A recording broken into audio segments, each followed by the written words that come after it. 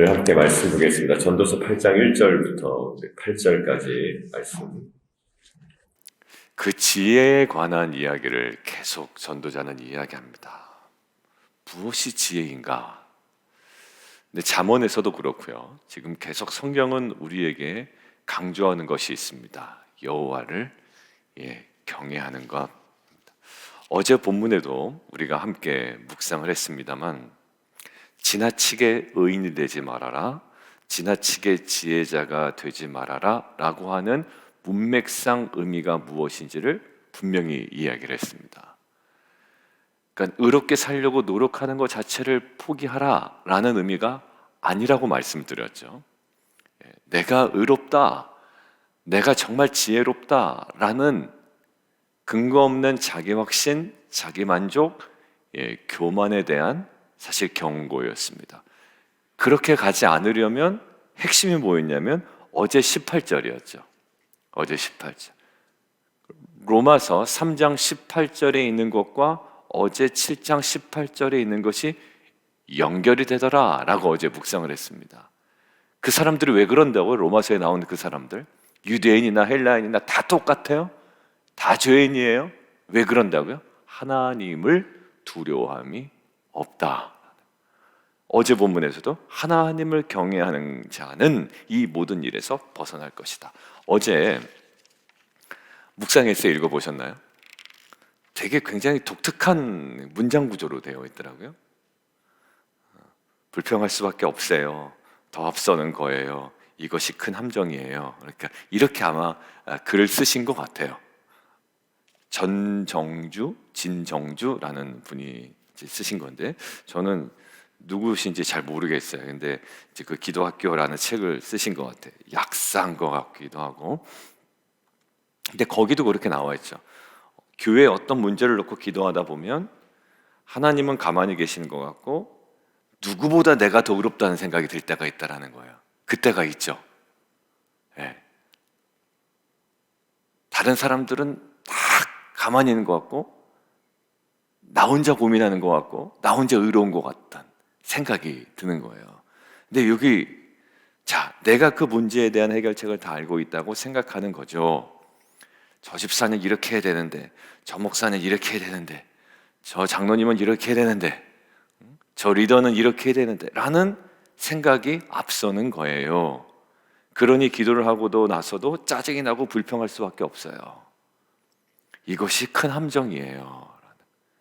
결국 뭡니까? 여기는 뭐가 사라진 거죠? 여호와를 경외하는 것이 사라졌어요. 뭐가? 내가 제일 지혜로운 거고 내가 의로운 거예요. 어제 말씀의 핵심과 딱 맞아떨어지는 지점이죠. 그러니까 의롭게 살려고 노력하지 말아라도 아니에요. 정말 지혜를 구하지도 말아라도 아닙니다. 내가 지혜롭고 내가 의롭다라는 그 어떻게 보면 가장 죄성이 뚜렷해지는 그 자기 확신, 거기서부터 벗어나라. 어제 우시아도 이야기했고 로보암도 이야기했습니다. 제가 뒷부분에 이제 읽는데, 하나님 앞에 예배자로 나아갈 때 우리는 모든 면에서 마음을 낮춰야 해요.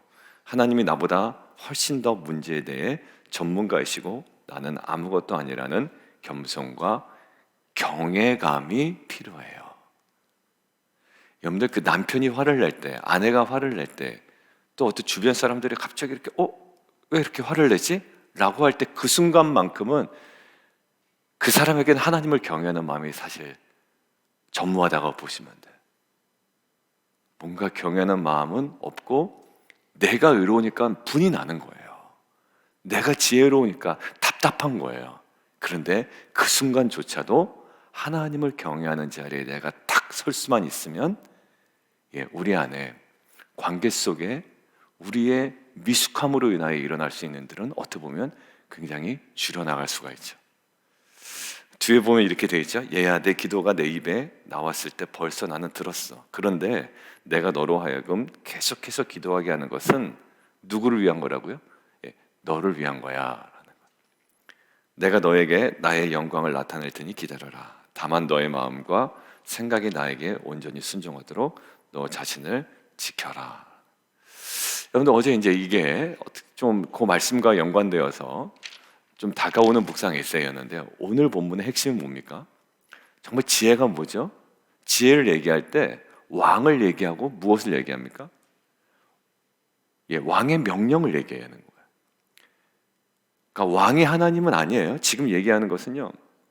누가 지혜자 같고 누가 사물의 이치를 아는 자냐? 내가 권하노라 2절 왕의 명령을 지켜라. 이미 하나님 앞에서 맹세한 거야 라는 거예요.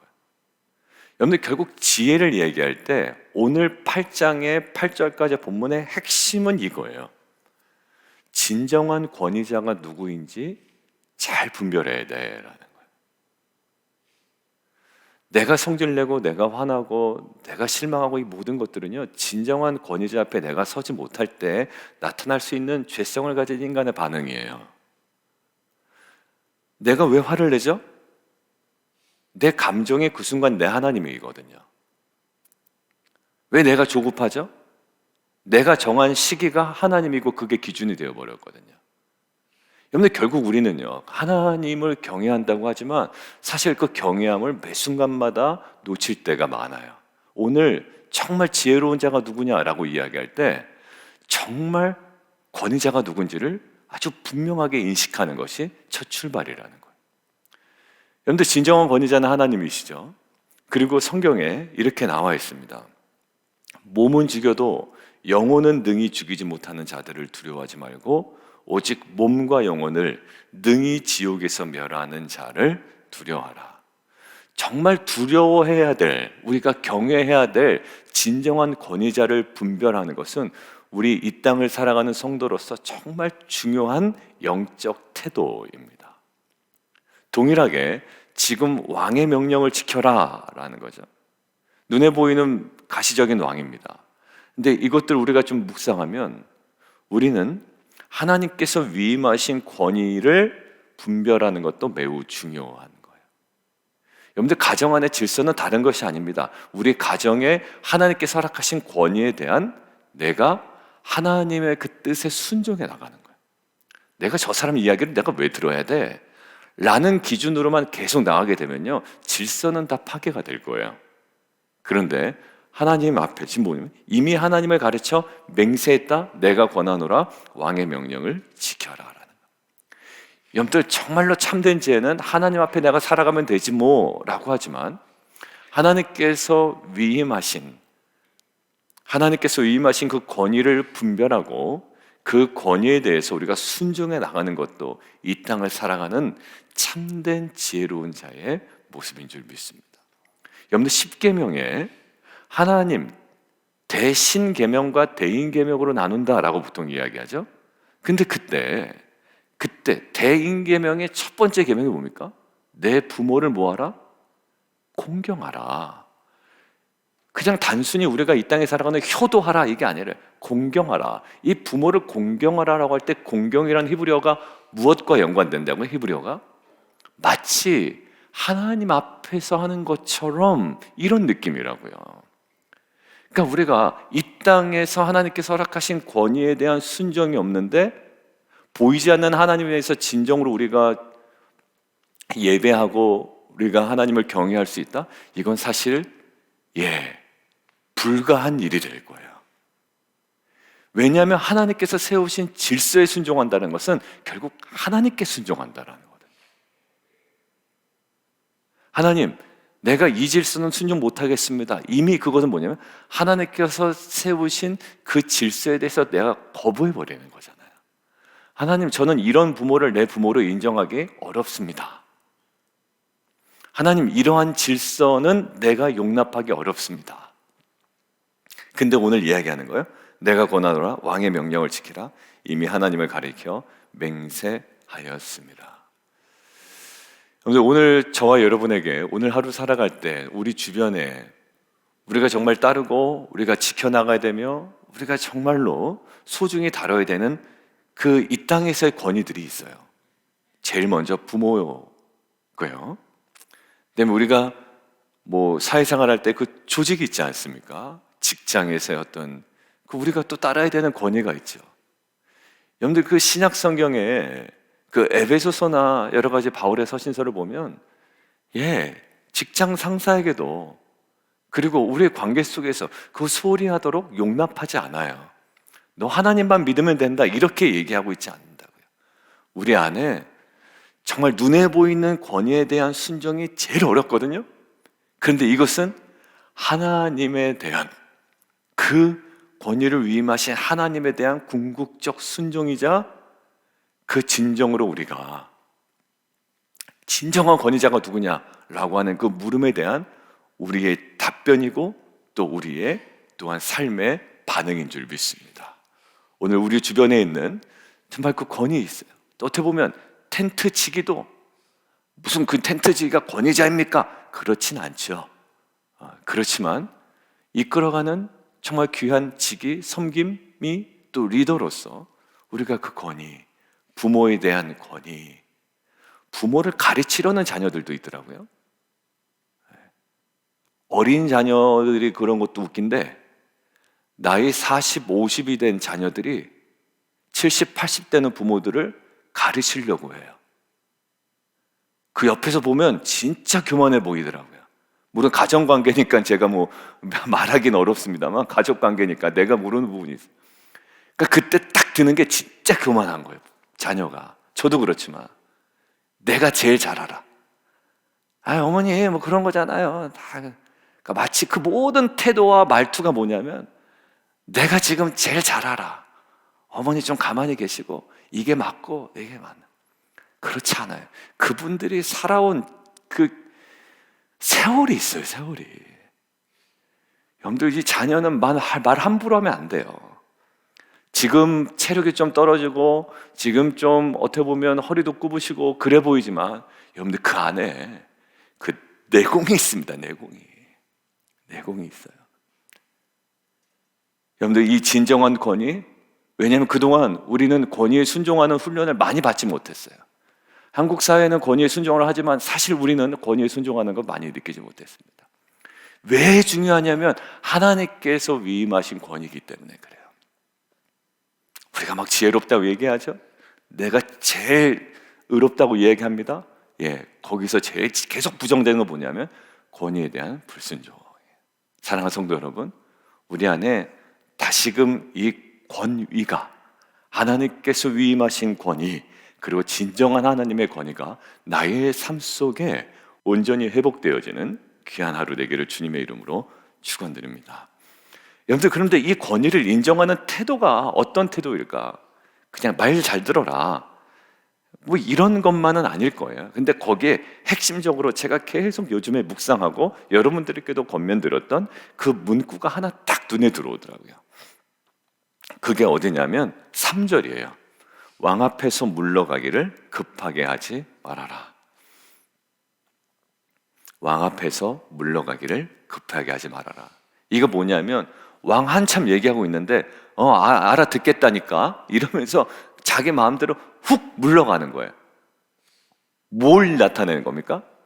불충분. 그러니까 충성스럽지 않음을 나타내는 결정적 태도가 이런 태도거든요. 여러분들 그 자녀한테 뭔가 얘기할 때 자녀가 알겠 이런 태도 보일 때 있죠. 한 대 그냥 확 쥐어박았으면 좋겠는데 정말 그 진지하지 않은 태도가 있습니다. 우리가 하나님 앞에서도 그렇고요, 사람들 앞에서도 그런 태도가 있어요. 저와 여러분들이 그렇죠. 뭔가 좀 이렇게 이야기가 전개가 돼야 되잖아요. 그래서 좀 이야기를 하려고 그러면 이런 태도. 이거 얘기하기가 딱 싫어지는 거예요. 그냥 뭔가 좀 이렇게 차근차근 이야기하려고 하는데 알겠다고요. 좀 가만히 앉아서 좀 들어봤으면 좋겠는데 이게 특별히 자녀를 향해서 가지고 있는 부모의 마음이에요. 이놈의 자식 이거 좀 가만히 앉아서 좀 들었으면 좋겠는데 뭐라고요? 물러가기를 급하게 하는 거예요. 다 알겠다라는 거죠. 여러분들 이거는 불순종의 태도고 불만의 태도고 불충성의 태도거든요. 지금 얘기하고 있는 게 뭡니까? 물러가기를 급하게 하지 마라. 어디에? 머물러 있으라라는 거예요. 여러분들 저희가 말씀 묵상할 때 오랫동안 머물지 않으면 나를 향한 음성이 잘 안 들려요. 일반적인 깨달음은 나옵니다. 이거 딱 나오잖아요. 아, 권위를 잘 분별하고 권위에 순종하는 것이 지혜야. 여러분들 이거 못 깨달을 사람은 없단 말입니다. 오늘 본문에서. 근데 오랫동안 머물지 않으면 나를 향한 메시지가 무엇인지가 나오질 않아요. 그러니까 큐티 나눔할 때 보십시오. 아, 신앙생활은 권위를 분별하고 권위에 대한 순종입니다. 이것이 지혜입니다. 이거 나누려고 모인 게 아니에요. 뭐 설교하려고 모인 거 아니잖아요.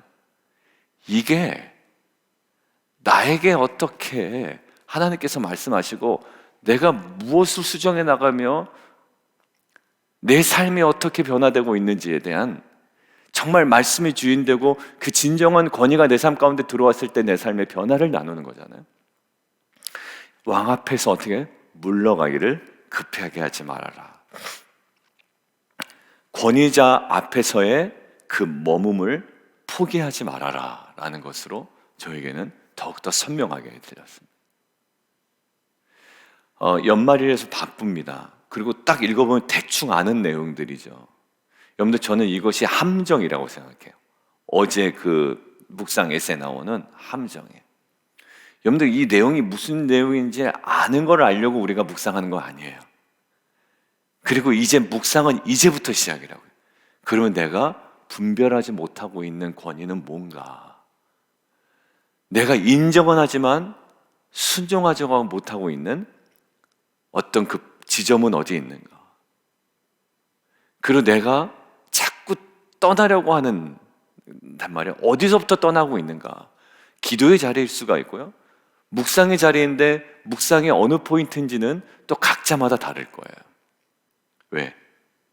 내가 뭔가 주장하고 싶은 자리에서는 오래 머무르지만 내가 바뀌어야 되고 내가 참아야 되고 내가 수용해야 되는 그 자리에서는 오히려 오래 머물지 못하고 대충 알았다고 급하게 물러가는 우리의 모습이 있단 말이죠. 사랑하는 성도 여러분, 우리의 한계를 인정하는 것이 지혜다라는 것을 계속 이야기하고 있는데 오늘 8절에도 이렇게 나와 있습니다. 바람을 주장하여 바람을 움직이게 할 사람 없다. 아무리 세상적 권위가 있어도. 그 다음에 죽는 날을 주장할 사람 없다. 그리고 전쟁의 때를 모면할 사람 없다. 그리고 악이 그의 주민들을 건져낼 수 없다. 모든 권위에 네 가지의 한계를 나타내고 있는데 이 한계를 알아요. 7절, 사람의 장래를 알지 못한다. 내 안에 때와 판단이 있죠? 근데 내 안에 때와 판단이 있지만 이것들은 다 미숙한 거예요. 근데 오늘 결정적으로 어떻게 해요? 명령을 지키는 자는 5절, 불행을 알지 못하리라. 지혜자의 마음은 때와 판단을 분별한다. 명령을 지키는 자는 불행을 알지 못한다. 2절, 왕의 명령을 지켜라. 여러분들 이 메시지는 단순히 순종해라 이것을 뛰어넘는 거죠. 뭘 순종합니까? 왕의 명령. 여러분들 지난주에 던졌던 질문, 무엇을 순종하셨습니까? 라는 질문이에요.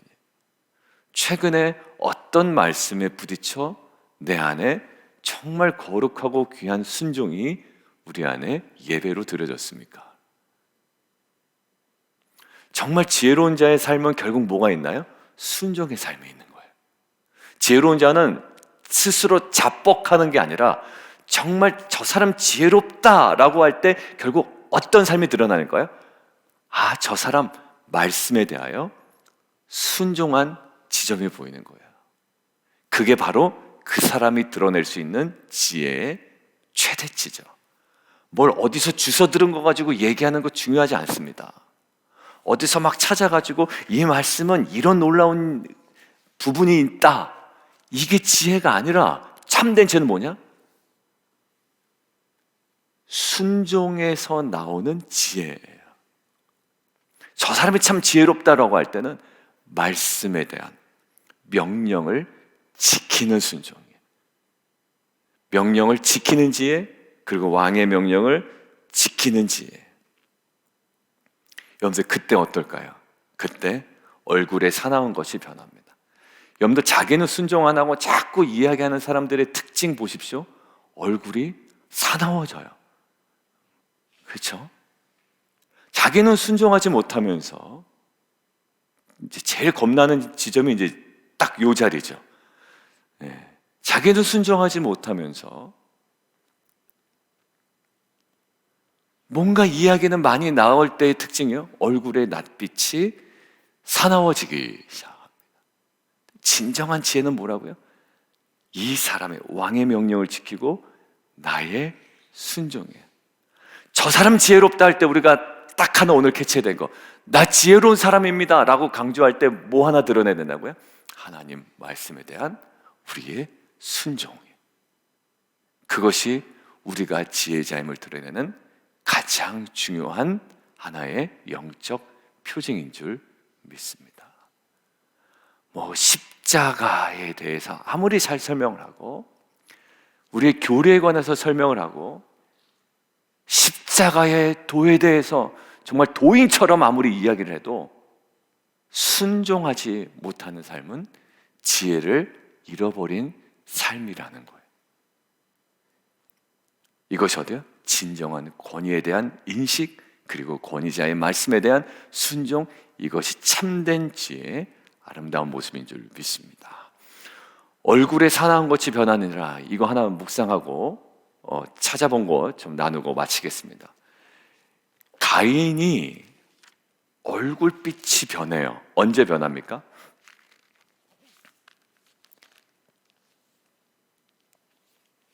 동생을 쳐 죽이고 난 다음에 변하나요?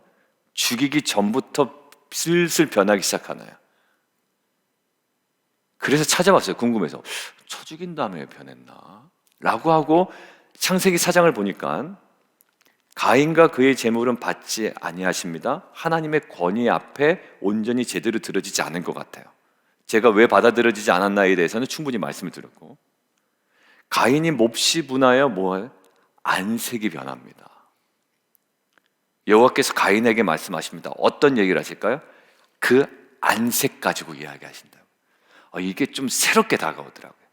오늘 전도서에 나오는 이 얼굴, 뭐예요? 얼굴에 사나운 것이 변하느니라. 그 사나운 것이 있거든요. 근데 하나님께서 저에 대해서 약간 뭐라고 말씀하고 하시냐면, 너 안색 관리를 좀 잘해야 될 것 같아. 설교할 때라든지 대화할 때라든지. 왜냐하면 지금 하나님께서 가인의 무엇을 얘기하십니까? 가인의 예배 안 받으셨죠? 근데 예배를 추궁한 것도 아니야. 이것들을 묵상하다 보니까 너 이놈의 자식아, 예배가 잘못 드려졌잖아. 뭐 예배에 대해서 꼬치꼬치 하나하나 이야기하신 것이 아니라 지금 자신의 예배를 받지 아니하는 이 모든 상황에 대해서 가인의 모든 것들이 집중된 데가 있습니다. 얼굴빛이 확 변해버린 거예요. 은혜 받지 못한 얼굴빛이 있더라고요. 예전에는 막 말씀드릴 때 막 기대감이 있고 이러는데 얼굴빛이 그냥 완전히 싸나워지는 경우도 있거든요. 말해봐라, 절대 안 듣겠다, 이런 어떤 이런 마음도 있고. 지금 가인에게 이르시되 내가 분하여 함은 어찌 됨이뇨? 안색이 변함은 어찌 됨이냐라는 거예요. 이 가인은 하나님 앞에 온전한 예배를 드리지 못합니다. 그리고 하나님의 권위 앞에 제대로 서 있지 못한 가인이고요. 그러니까 그에게 나타난 거예요. 안색이 변함은 어찌 됨이냐. 7절, 내가 선을 행하면 어찌 낯을 들지 못하겠느냐. 눈도 마주치지도 못하고 지금 안색에 완전히 어그러져 있는 상태예요. 선을 행하지 아니하면 죄가 문에 엎드려 있느니라. 죄가 너를 원하나 너는 죄를 다스릴지니라. 여러분, 결국 뭡니까? 죄는 뭐죠? 하나님께서 딱 타겟한 지점에서 벗어난 거 아닙니까?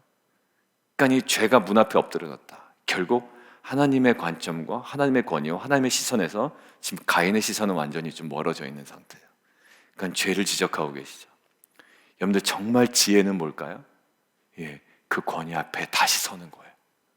여러분들, 가인이 그 예배를 받지 않은 그 모든 상황 앞에 얼굴빛이 변하기 전에 그 권위 앞에 다시 정확하게 섰더라면 싸나운 얼굴빛이 아니라 정말 애통해하는 그 얼굴빛으로, 그 낯으로 하나님께 나아갔을 겁니다. 그리고 하나님께서는 가인을 만지셨을 거예요. 사랑하는 성도 여러분, 우리 안에 너무 내 안에 스스로 쌓아놓은 바벨탑이 너무 많아요. 말씀은 그 모든 것들을 계속 무너뜨립니다. 그리고 우리로 하여금 온전히 하나님의 권위 앞에 순종하게 합니다. 이것이 우리의 지혜의 모습인 줄 믿습니다. 우리 함께 기도하며 나아가도록 하겠습니다.